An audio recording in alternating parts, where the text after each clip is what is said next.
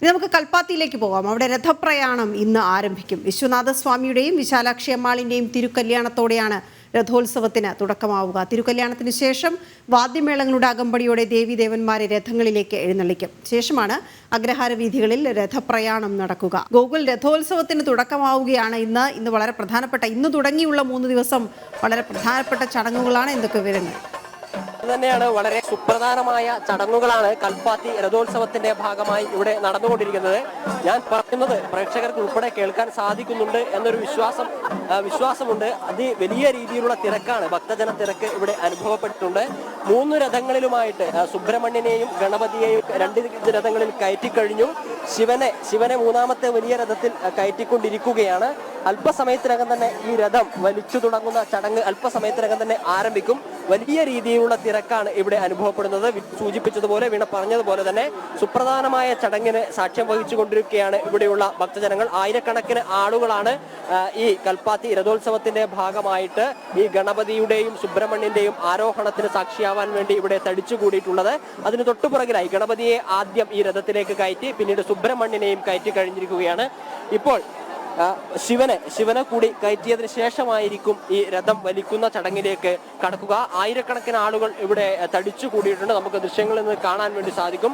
ഭക്തജന നിബിഡമായി ഈ രഥോത്സവം നടക്കുന്ന ഈ ക്ഷേത്രാങ്കണം നിറഞ്ഞു കഴിഞ്ഞിരിക്കുകയാണ്. ആയിരക്കണക്കിന് ആളുകളാണ്, ആയിരക്കണക്കിന് ഭക്തജനങ്ങളാണ് ഇവിടെ ഒത്തുകൂടിയിട്ടുള്ളത്. ഈ കൽപ്പാത്തിക്കാരെ സംബന്ധിച്ചിടത്തോളം, പ്രത്യേകിച്ച് പാലക്കാടുകാരെ സംബന്ധിച്ചിടത്തോളം അതിവൈകാരികമായിട്ടുള്ള ഒരു മുഹൂർത്തത്തിന് അവർ സാക്ഷ്യം വഹിച്ചുകൊണ്ടിരിക്കുകയാണ്.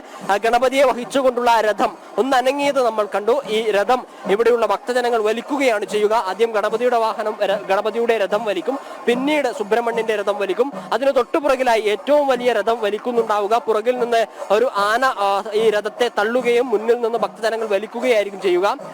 അല്പസമയത്തിനകം തന്നെ ഈ 3 രഥങ്ങളെയും കുറച്ച് മുന്നിലേക്ക് വലിച്ചതിന് ശേഷം കുറച്ചപ്പുറത്തേക്ക് മാറ്റി നിർത്തും. പിന്നീട് വൈകുന്നേരവും ഈ രഥങ്ങൾ ഇങ്ങനെ ഭക്തജനങ്ങൾ അല്ലെങ്കിൽ ഇവിടെയുള്ള ആളുകളൊക്കെ കൂടി വലിക്കുന്ന ചടങ്ങാണ്. അത് സുപ്രധാനമായിട്ടുള്ള ഒരു ചടങ്ങാണ്.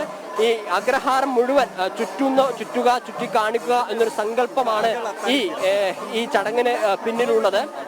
അതിനാൽ തന്നെ വലിയ രീതിയിലുള്ള ആഘോഷമാണ് ഈ കൽപ്പാത്തി രഥോത്സവം എന്ന് പറയുന്നത്. പാലക്കാട് ജനങ്ങളെ സംബന്ധിച്ചിടത്തോളം വലിയ രീതിയിലുള്ള ആഘോഷമാണ്.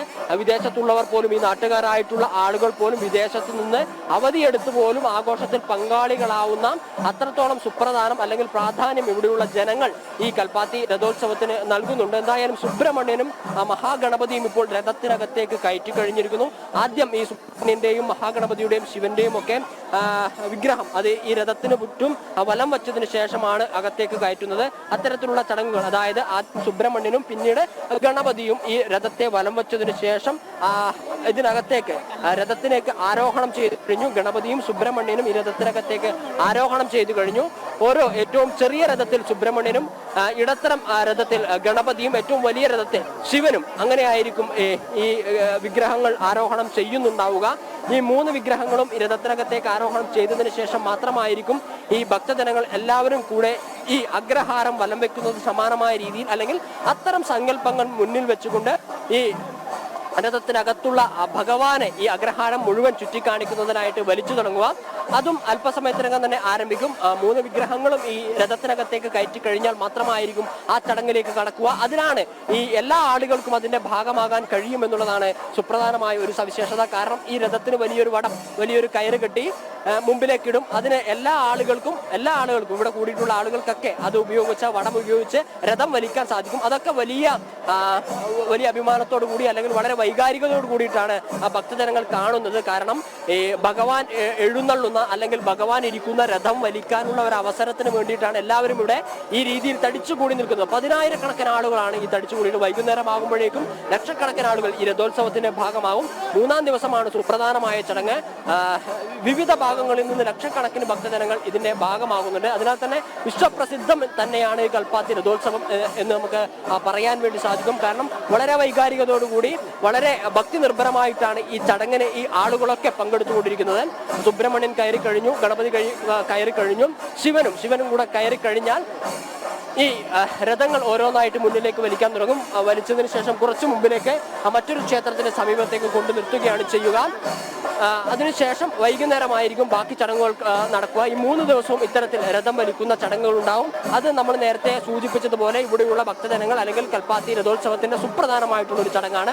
ഈ ഭഗവാൻ അഗ്രഹാരങ്ങൾ കാണാൻ, തങ്ങളുടെ ജനങ്ങളെ കാണാൻ, ആളുകളെ കാണാൻ എഴുന്നള്ളുന്നു എന്നുള്ളതാണ് അതിനു പിന്നിലുള്ള ഐതിഹ്യം അല്ലെങ്കിൽ വിശ്വസിച്ചു വരുന്ന ആയിരക്കണക്കിന്. ഞാനിവിടെ ചോദിച്ചു എത്രത്തോളം വർഷത്തെ പഴക്കമുണ്ട് ഈ ആചാരങ്ങൾ. ശരി, ഗോകുലും അരുണും രഥോത്സവത്തിന്റെ ദൃശ്യങ്ങൾ, വിവരങ്ങൾ യഥാസമയം ഇങ്ങനെ പങ്കുവെച്ചുകൊണ്ടിരിക്കുക. പ്രേക്ഷകർ, ഒരുപക്ഷെ കൽപ്പാത്തിയിൽ തന്നെയുള്ള പ്രേക്ഷകർ, കാരണം ഇത്രയധികം ആളുകൾ അവിടെ എത്തിച്ചേരുമ്പോൾ എല്ലാവർക്കും ഇത് അടുത്ത് കാണാൻ സാധിക്കാത്ത സാഹചര്യമാണ്. അപ്പോൾ നമുക്ക് ജനം ടി വിയിലൂടെ അതിങ്ങനെ അവരെ കാണിച്ചുകൊണ്ടേയിരിക്കാം. ഈ രഥപ്രയാണം ഇന്ന് ആരംഭിക്കാനിരിക്കുകയാണ്. 3 ദിവസം ഇനി ഉണ്ടാകും ഈ രഥോത്സവം. 3-ാം ദിവസമാണ് ഏറ്റവും വിശേഷം. എങ്കിലും ഈ ദിവസങ്ങളിലെല്ലാം തന്നെ ജനം ടി വിയുടെ ക്യാമറകൾ അവിടെ ഉണ്ടാകും, വിശേഷങ്ങൾ നിങ്ങളിലേക്ക് എത്തിക്കുന്നതിനായി.